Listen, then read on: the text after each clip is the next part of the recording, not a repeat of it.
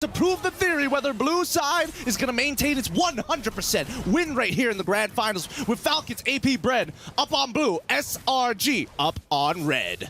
Let's take a look at this composition, right? The alpha. I think it's going to be very, very good, especially in the early game. It's really all going to come down to how they can shut down the Fanny. I think it's a similar vision for SRG that Falcon's AP Brand had in the previous game, which was go and invade purple buff number 2. Try to just take the purple buff away from the Fanny. And that's what Athamas does, find a lot of pressure here. But honestly, when it comes towards, the later stage of the game, I don't know how the Samus will play out against, the Harris, the Alphas, where they're going to be able to actually kind of burst him down. And the Vengeance won't really have the same effect as it did for Falcon's AP Bren like it did back in game number 2 for SRG. No, I can agree with the sentiment here, but I think, especially when you do have the Thamas, it kind of opts to tell you, like, I want to have some form of control and dueling power. Oh, God. And this is it. The Spear of Alpha straight into under the turret skies. Finds first blood again.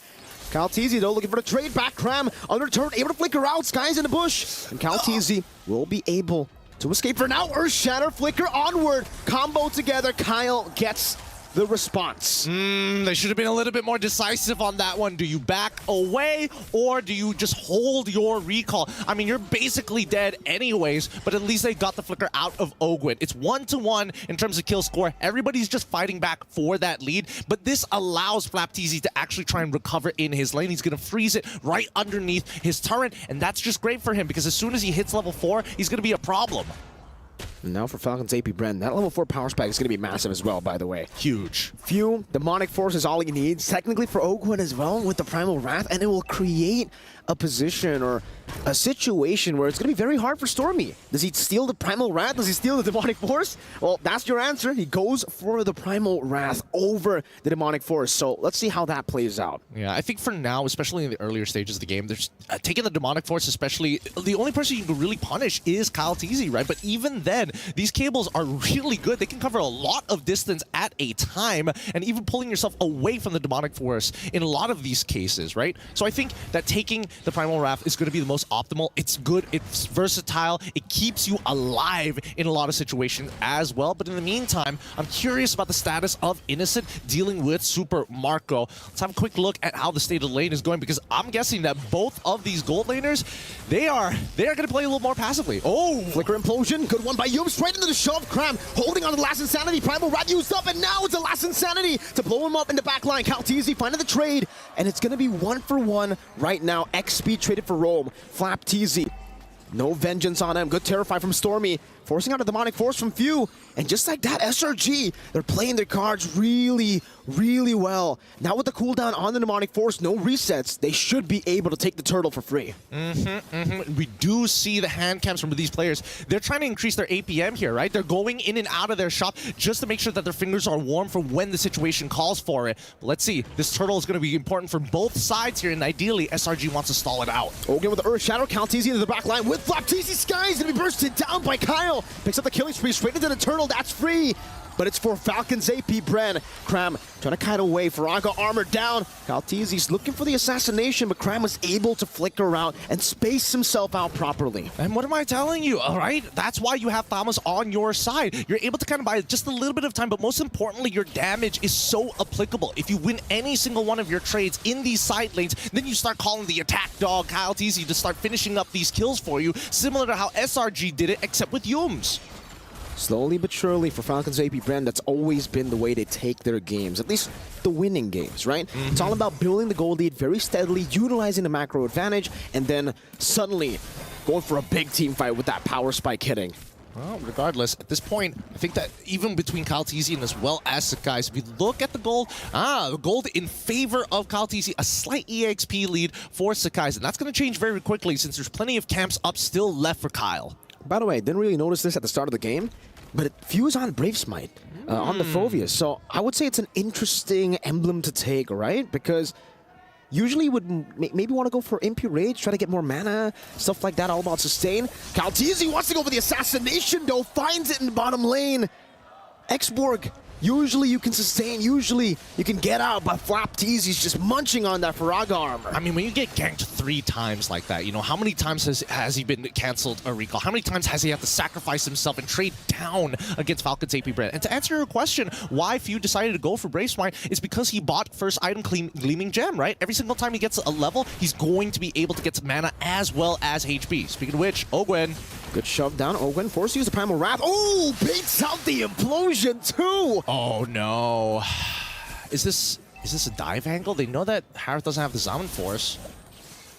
For now, not yet. I think, all right, at this point of time, right, if we are really thinking hard about this, I think that Falcon's AP Bren are in a much better position than SRG. They know that a majority of the ults are down, so whoever's low, quickly reset, come back. We need to do this fight. We need to potentially have a fight, but at the very least, blitz down this turtle. You can see Flap's damage there, zoning Yums away. And you can see for Selangor Red Giants, they know that there is no way they can contest for this turtle, not with their HP bars. And they'll decide to back away. Just deja vu to game 1, game 2, where they had to come back in the game. Innocent going to be engaged on, forcing the Zaman Force out. But Innocent is able to space out in a way where you can't really go for the chase. It'll be too greedy to do so. Cram in the mid lane, just poking Ogwen down. Well, they're going to take their time with the skin. FCAP, they've been like slowing things down a lot. Ooh, Thunderbelt first item coming in from Flapteezy just to make sure that it's like, oh no, I'm not trying to War Axe, I'm trying to get real tanky so that at least even in the late game, I have some form of relevance there. Now he's opting to build a War Axe, but he's going to take some time with this, right? At the end of the day, the most important ones are the insurance policies, and that's going to be in their gold laters. I'm seeing Super Marco and as well as Innocent both contesting pretty heavily, but it's going to be Super Marco who has the lead for now. Sky's there, Spear of Alpha, able to catch him, but Kyle still has the energy, has the purple buff to escape. We got a game fact, but hold up, Flapteezy going in, forcing Yums to shove back. Well, game fact here. We were always talking about blue side being the heavily favored side. Wait, no, they're fine. Okay, blue side being the heavily favored side, but honestly, in this grand finals, 100%, but overall, 60.44% win rate overall in 91 games, and that's a lot of data that we're working with. It just goes to show, man, if Falcon's AP Bren win, it's to be expected. It's the pattern of even the MPO regions. Blue side has just been such a dominant force, and I guess with the patch, even more so.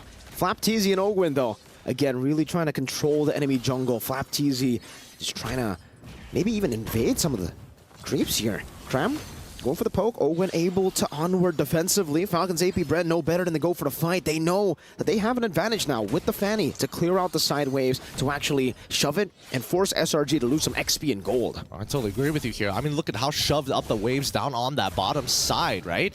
And at this point, Falcon's AP Bren can keep on doing this. Keep stretching Selangor Red Giants, start taking away their tier 1s, but most importantly, with the attention being pulled elsewhere, this purple buff for Kyle TZ is always free. It's not being taken away from him just yet. Ooh, Cram! Faraga armor completely demolished there. The shove back, Flapteezy still with a vengeance. And now it's going to be Kyle TZ jumping to the back line. Stormy trying to go for the Terrify, gets absolutely obliterated. Few in the midst of it all, still able to get the demonic force, but Cram melts him down with the fire. Oh, for now, good peel, but at the same time, they are still trading 1 for 1. We haven't seen a positive trade from Selangor Red Giants in the past 8 minutes or so. And until we do see that trade happen, I think that, you know, they're going to take their time once again. The scaling on Innocent especially, they need him to have that Holy Crystal have some relevant damage in this game. Because so far, Kyle TZ, he's having the time of his life, right? He's playing a completely separate game while SRG are scrambling to figure out how we close down on this 4K deficit. It's going to be very, very hard for SRG, but really it's all about...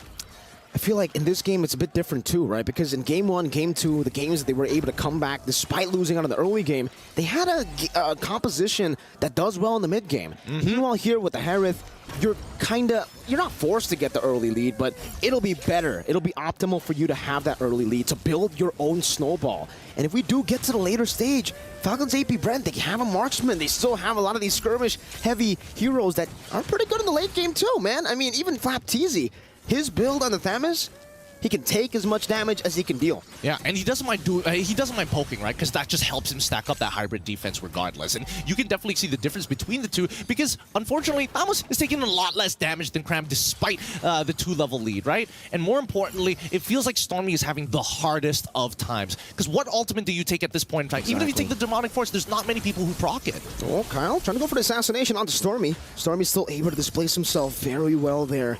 And SRG, now with the conceal, Yums looking for a play. Knows Flapteasy doesn't have a Purify, but doesn't want to go for it just yet. View, Demonic Force into the midst of it all. It's a 2v5 right now. And now it's going to be Calteezy looking for the backline. Primal Wrath, Yums finds the implosion onto 2 members straight into Innocent. Now with the Demonic Force, but he's going to be changed CC, still surviving. Cram finds a double. Ogwen going to be slashed by Skies. Somehow, some way, the Red Giants always find a way. Oh my goodness, they catch 3 there, and just a sliver of health from Yums as well. That 3, those important calls from the side of SRG is what's really defining them as why they are a threat to Falcon's AP Bren.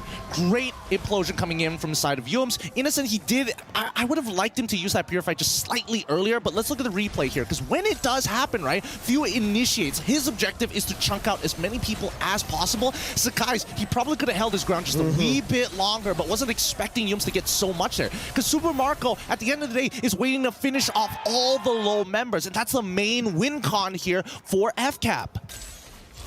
Slowly but surely, now it's SRG's turn to take it slow. They got the Lord. No real reason to go for the fights now. They can start going for the turrets. And we were talking about how for SRG, it would be great if they can somehow build their own snowball. And it happened right as their window opened. That was their power spike. Innocent getting into the mid-game, 10-minute mark. And now with the Lord in the mid lane, they're starting to get some structures down as well. Yums to the flank. The conceal spotted by Ogwen. Primal Rat stolen away. Falcon's AP Bren's got to respect this. Marco dealing some damage onto the Faraga armor. Now the Holy Defense going to be procced in the mid lane. No, they keep it alive. So far for SRG, they've only managed to take mid and top, and they're actually going to lose a tier 2 down below. Calteezy this entire time just headed down to the bottom side. He knew that he's basically going to be useless if he has to take a traditional front-to-back against SRG. So he opts to take the on the opposite side of the map. At least his team doesn't have to worry about that side. Super Marco with the GDS already just knows he's going to get attacked, he's going to Purify, he's going to transform, and just walk away and maybe look for a re-engage down the line. But most importantly here, I think that SRG, and especially for Sick Guys, for him to start the fight is a bold claim. I think that Falcon's AP Bren, they want SRG to find these big engages more often than not so they can initiate, right? It's really that implosion that they're worried about. They don't want to repeat the same mistake twice. Great cross-map plays here by Falcon's AP Bren, able to find another tier 2 turret.